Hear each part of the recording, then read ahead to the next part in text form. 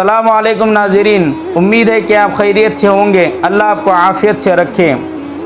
دن بدن آپ حضرات دیکھ رہے ہیں یہ مساجد کے جاہل صدر جن کو اللہ نے موقع دیا ہے اللہ کے گھر کی خدمت کا، یہ اللہ کی گھر کی خدمت کے بجائے اللہ کے گھر میں حکومت کر رہے ہیں۔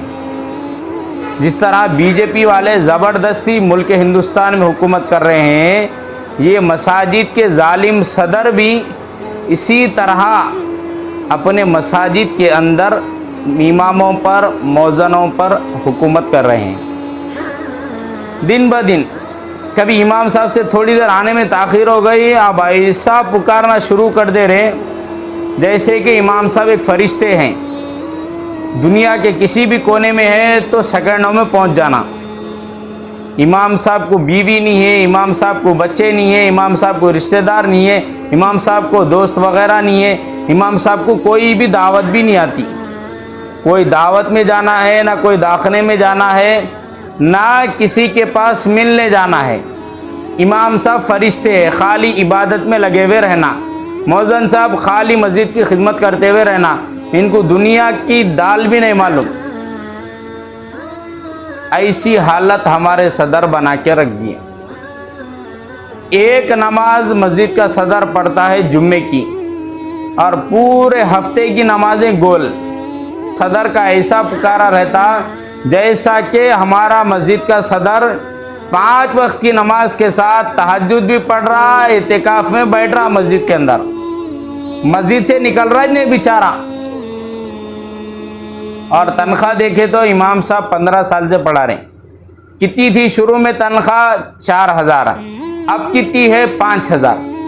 15 سال میں 1000 بڑھی۔ صدر بولتا دیر سوچ بہت ہے، لینا ہے لیو نہیں تو نکلو۔ مسجد کے اندر امام صاحب بار بار کیوں بدل رہے، مؤذن صاحب کیوں بدل رہے؟ اس لیے کہ یہ جو جاہل صدر ہے اس کو نہیں معلوم کہ حافظ کا کیا مقام ہے، عالم صاحب کا کیا مقام ہے، مفتی صاحب کا کیا مقام ہے، مسجد کی صاف صفائی کرنے والا اور اذان دینے والا، کھولنے بند کرنے والا مؤذن کا کیا مقام ہے۔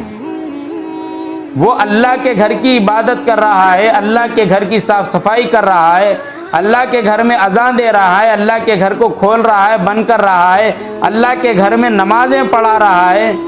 ویسے نیک، ویسے اللہ والے کو آج کے جاہل صدر گھور کے دیکھتے ہیں اور یہ کہتے ہیں کہ مجھے سلام کیوں نہیں کر رہا، میرے سامنے گاڑی کیوں بھگا رہا، میرے سامنے نئے کپڑے کیوں پہن رہا، میرے سامنے کار میں کیوں جا رہا۔ کار میں امام صاحب گئے تو پریشانی، امام صاحب گاڑی تیز چلائے تو پریشانی، امام صاحب اچھا لباس پہنے تو پریشانی۔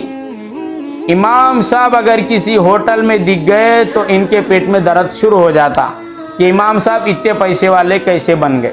لیکن یہ جاہل صدر، ان کو صرف امام کے اوپر، مؤذن کے اوپر دادا گیری چلانے آتا، امام کے گھر کی فکر نہیں آتی۔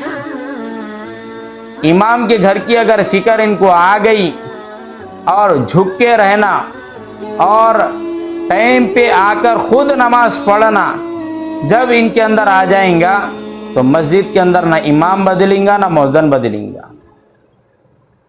آج چاہیے، ضرورت ہے کہ مسجد کا صدر اللہ والا بنے۔ پہلے مسجد کا صدر شادی میں گیا، نمازیں گول، مسجد کا صدر دوستوں میں بیٹھا، نمازیں گول، مسجد کا صدر کہیں بھی چلے گیا تو نمازوں کی بے فکری، اور امام صاحب کے اوپر اتنی کڑی نظر کہ امام صاحب اگر کسی کو لگا کے بھی گئے نماز کے لیے تو فوراً فون آ جاتا، کہیں کو نہیں تھے نماز میں۔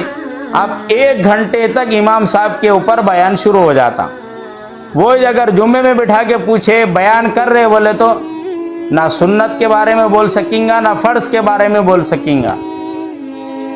ایسے جاہل صدروں کو ضرورت ہے، ایسے جاہل صدروں کو ضرورت ہے کہ وہ روزانہ کسی ایک مفتی صاحب کے پاس جائیں اور بیٹھ کے آئیں، تربیت لے کے آئیں کہ میں اللہ کے گھر کی دیکھ بھالی کر رہا ہوں، اللہ کے گھر کے چیزوں کو مینٹیننس کر رہا ہوں، اللہ کے گھر کے انتظامات کر رہا ہوں، مجھے کیسا رہنا چاہیے۔